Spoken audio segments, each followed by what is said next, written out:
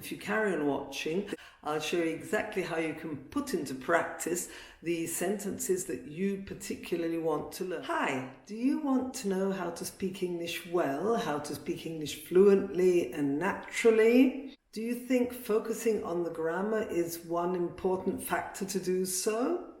Well, if that's what you think and you really want to know how to learn to speak English fluently and naturally without translating in your head, this is the video for you. This is Susan Broder from Speak Languages and Travel the World, here to help you improve your English with minimum effort and maximum benefit. And if you've been learning English for years and you still can't speak it fluently, you're still thinking in your own language in your head and then translating, and you think that you have to focus more on your grammar because your grammar isn't up to par, it means your grammar isn't perfect, well, this is the wrong way to go about it. Forget the grammar. I'm not saying grammar isn't important, but grammar is certainly not the first thing you have to learn. Now, go back to children. Children don't learn grammar first. They don't learn what a verb is, what a noun is. They don't learn all these things. They learn to associate sounds with objects. So, for example, if you give a child a ball and you say ball, ball, they'll try and repeat ball. They'll try and repeat the sound and they'll associate the ball with the sound ball. They won't be able to read how it's written. They will have no way of translating it because they still don't know any other language. Therefore, the association they make with an object and a sound is the way they learn to say sounds initially. Then, of course, we as parents speak to them in complete sentences, easier or more difficult, and gradually they learn to string together words into complete sentences, but they don't learn the grammar. And they really don't need to learn the grammar. They learn to speak their own language fluently just by listening and repeating. But they don't do it, of course, for a couple of hours a week. They do this for about 2 years before they actually manage to speak. And this is the most important thing that we have to learn, that we need to speak and associate images of objects with a sound. And the grammar, I'm not saying it's not useful, is something we can look into later on when we're not quite getting things right. And then we can go and read the rule and verify, and that will give us the possibility to consolidate with exercises. But you can do as many exercises as you want, and you'll never learn to speak. And you'll never stop translating in your head if you don't learn chunks of language that represent an idea. So you need to learn chunks. For example, there was a student of mine many years ago who didn't know the meaning. She was a beginner and she wanted me to break down the sentence, how are you? So she wanted me to explain, what does how mean? What does are mean? What does you mean? It wasn't really important. What was important was that she learnt the chunk, how are you, the block of 3 words, which are a concept. These words represent a concept. I want to know how you're feeling. And so if you hear and learn the expression, how are you, you need to just automatically have 2 possible answers. Fine, thanks, very well, thanks, if you're feeling well. Or, no, it's not going so well, or some negative kind of answer. Not too well, really. Could be better. So you need to learn chunks that can give a positive or negative answer to this, how are you? It's really not important to know what how are you separately mean, because in your own language, how are you will have a completely different expression, and these separate words put together will not necessarily reflect the question of how you're feeling. So this is really important to learn chunks. And if you associate a chunk of language with an image, then you'll automatically know what to say. For example, now you're walking down the street, you've learned how are you, and you meet someone you haven't seen for a long time. You'll say, "Hi Tom, how are you?" And he'll say, "Fine, thanks. What about you?" And these are all exchanges that just come naturally. You don't need to think in your own language, okay, what am I going to say? Translate it in your head, and then he needs to give you an answer and you need to translate the next thing. It doesn't work like that. Also, all this translating, apart from producing unnatural language, is also making your brain work twice as hard because it's got to go back and forth. Whilst if it's just expressing naturally something that comes, which you learned as a block, and you know that you need to use that block in that particular situation, that's how it works. For example, now the expression "would you like" when you're offering something, you don't have to think, okay, would is the conditional, would you like is the conditional of want, do you want, would you like. No, you don't need to think and learn all that. All you really need to do is to take your plate of biscuits, hold them forward and say, "Would you like a biscuit? Would you like a piece of cake? Would you like a drink?" It's just a chunk of language that you know that when you're offering something, you have to say, "Would you like?" and then the object or the food that you're offering. It can also be referred to a proposal. Would you like to go to the cinema? Would you like to have a pizza tonight? So learning chunks to use in the appropriate situation will make you speak the language much more spontaneously. You won't need to translate and you'll get it right because that's the correct sentence and you won't risk making mistakes. So this is the reason that learning chunks of language as children do is the most important thing. Now, I've been experimenting this on myself. I decided that I wanted to learn just a little bit of basic Hungarian. I don't feel like going through the traditional learning methods, so I found a website which has basic phrases. Actually, it's a very good website for lower level English language learners as well. It's Luxen. I'll put it down in the description below, loeccsen.com. They have various languages, and what they do is exactly what I'm saying. They take the image of, for example, good day. You can see an image. Actually, it's a stick image.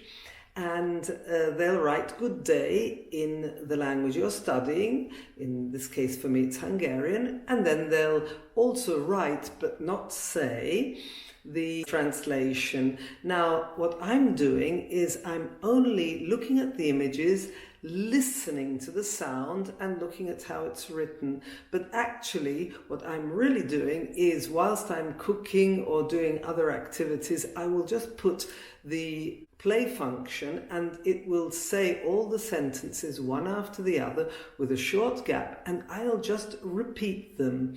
And just repeat them and repeat them until I feel comfortable with my muscles pronouncing them, so I'm creating muscle memory. Then when I have time, I go and look at the translations. I also connect the image because the images are not always obvious, so I also prefer to connect the image with the translation. And then I know that when I look at the image, I'll know what it means if I don't remember what the sound means. So what am I doing there? I'm repeating as many times as I feel I need over various days these expressions, which are creating muscle memory, are helping me concentrate on the pronunciation and not on the spelling, because spelling in many languages confuses people and makes people say things wrong, such as "I love you" because it's written with an O instead of "I love you," which is the way we should be saying it.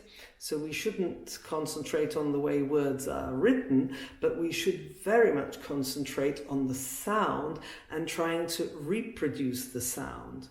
Now, I haven't had time, but this particular website, as another one I'm going to recommend to you, has a record function, so you can actually record the sound after you hear it. What I recommend is that when you have time, you listen, you record, and then you listen to yourself again and compare the original with the recording so that you can see if you need to refine your pronunciation. It's really important to hear and repeat because that helps it fix it into your memory as well as get your muscle memory, and the better you can pronounce it, the more confident you're going to be when you have to really use it, because you have to think that it's a new expression for you and you want to be able to pronounce it without feeling uncomfortable. Am I saying it right? Are they going to laugh at me? So it's very important to get this speaking practice.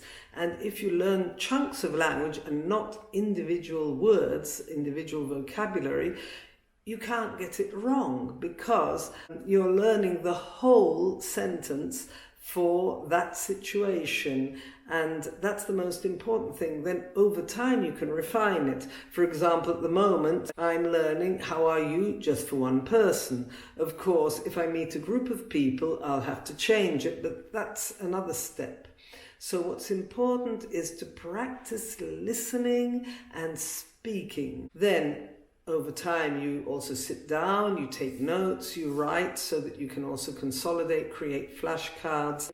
But you mustn't concentrate on individual vocabulary and you mustn't concentrate on grammar. You must first concentrate on listening and speaking. So the website I was planning on recommending for you is called Speechling, and Speechling is a very nice website which has a lot of free functions, and then if you want, it also has a more detailed paid version. But with this, you can again choose a series of sentences or have random sentences if you're more advanced. Listen to them and repeat them so that you can get this muscle memory and all the chunks of language that are necessary for you to speak fluently. Now, if you're already quite fluent, what this is very useful for is also for learning all the little linking expressions, which are something which makes the language more natural, such as by the way. So these are all little expressions which make a difference and will enrich your language. It's very important to also read and note expressions that are in books, in newspaper articles, and manage really to take note of expressions you want to use without having to always translate. So the strategy for listening and repeating is fine on where you have audio input, where you have read something which is written, so from an article, from a book, that I usually recommend writing it on a post-it and then putting that on the mirror in the bathroom or on your car dashboard or in your kitchen, wherever you spend a long time. Then when you have a chance to look at it, also before you go in the shower, for example, then repeat it out loud a lot, because these expressions will only come naturally to you and only become second nature if you repeat them a lot. And you have to also imagine the situation, so that if you want to, for example, imagine that you're meeting someone for the first time, imagine you're putting out your hand and saying, nice to meet you. So that's obviously an easy expression. But if you imagine the situation rather than the translation, you'll be able to remember that in that situation you want to use that kind of expression without translating. Obviously, watching short videos and TV series, these are all things which can improve your language, but only if you observe what they use and take note of expressions you're interested in.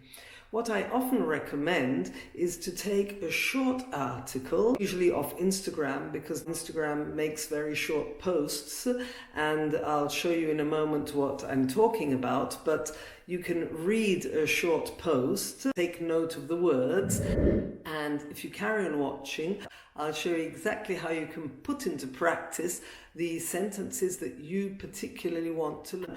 that you've taken out of an article and that you want to listen and repeat many times. Instagram posts are very useful because apart from the short post, below there are many natural comments that people make. So you can pick up also natural language from the comments. And it's the natural language which will make you improve and make you sound more native and feel less uncomfortable when you're speaking. Okay, so now let's have a look at an example and how we're going to implement that into audio speaking practice. Instagram is one of the best ways to learn chunks because it offers very short articles that are engaging, and so you can choose something which interests you. For example, this one here. And you can see that the articles are not that long, but it's also very interesting because you can get very natural language from the comments. So let's just take an example of a chunk. For example, here's a handy checklist. A handy checklist is already a chunk.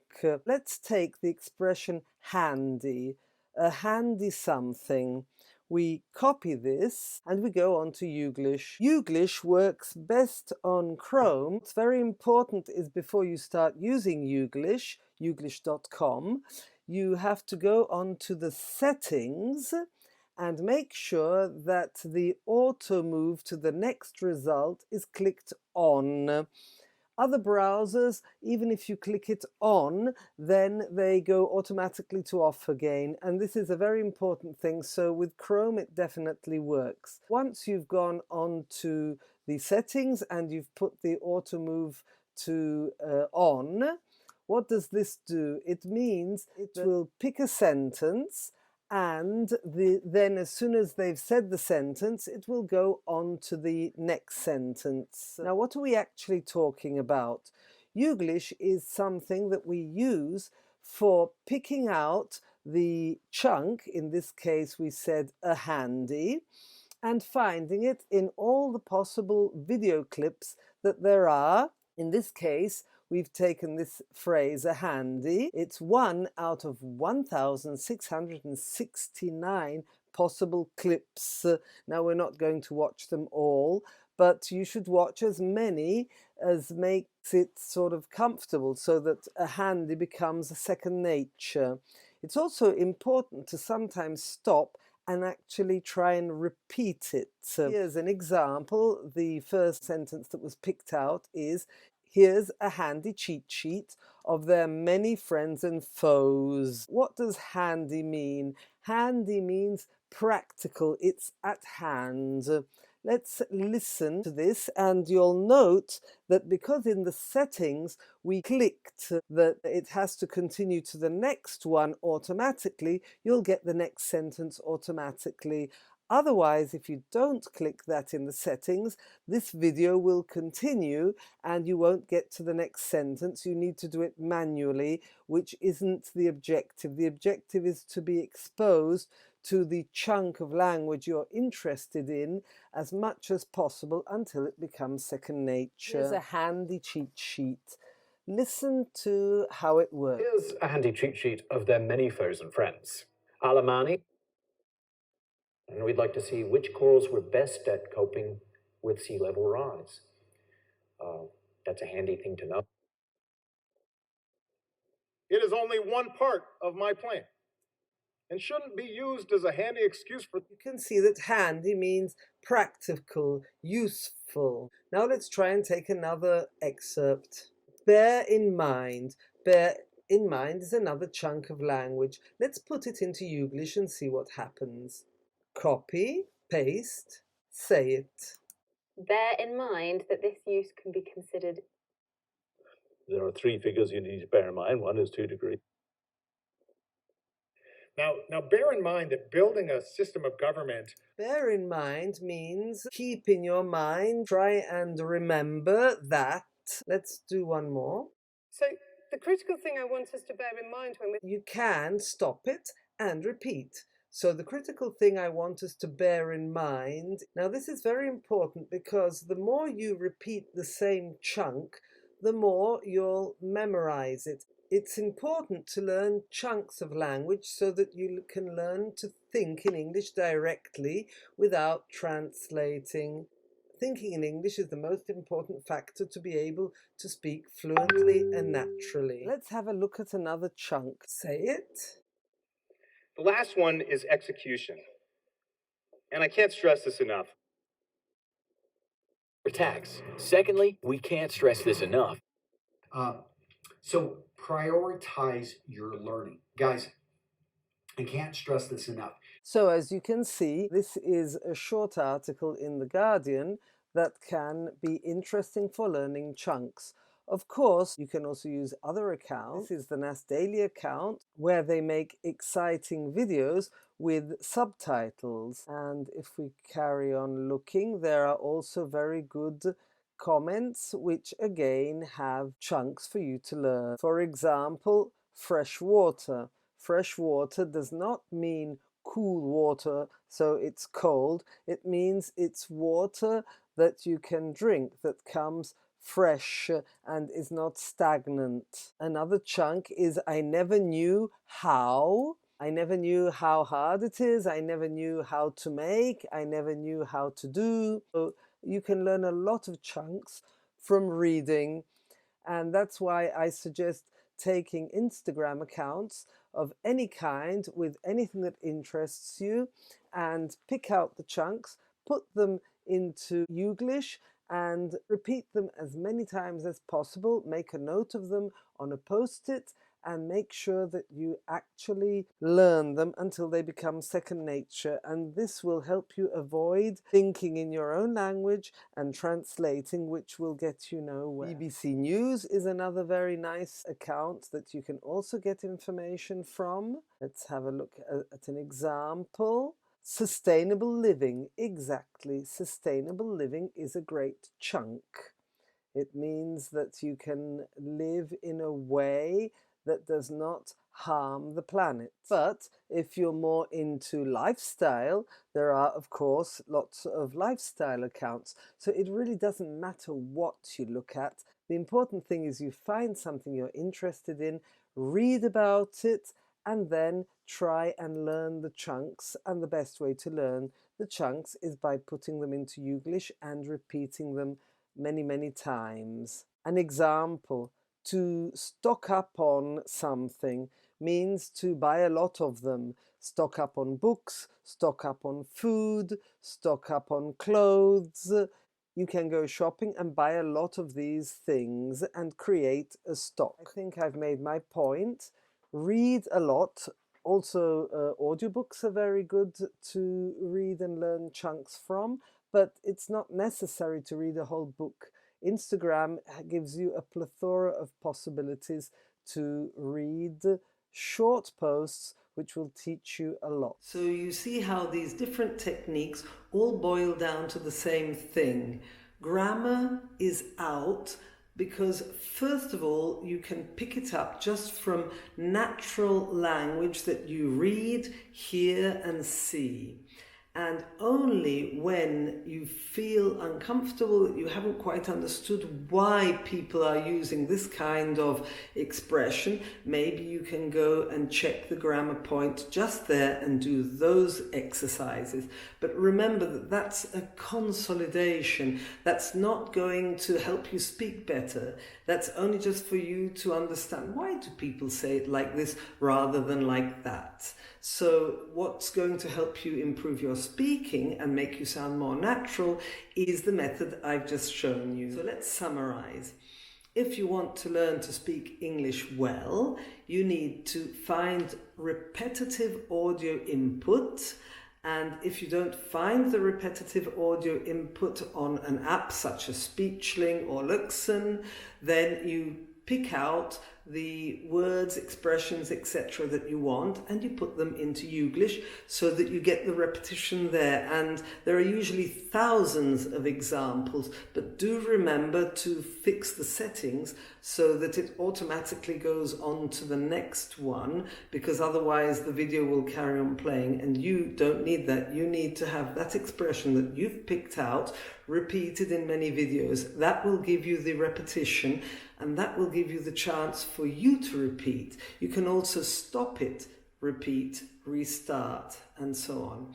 In any case, it's the audio repetition that will help you, audio that repeats and then you that repeat, that will help you improve your speaking, which will automatically instill the grammar and the expressions in your mind without having to study them, and will also give you the possibility to learn grammar in context. Therefore, you won't be making too many mistakes because you won't be translating, won't be thinking of the grammar, but you'll just be expressing yourself as you learnt it from the various kinds of input that you studied, just like children do. I hope this encourages you to focus less on the grammar and to focus much more on the strategies I gave you so that you can learn to speak English well, fluently and confidently without having to translate. If you enjoyed this video, please give it a like. Please subscribe if you haven't done so already, and hit the notification bell so that you can be notified next time I upload a video like this. And I look forward to seeing you in the next one. Bye!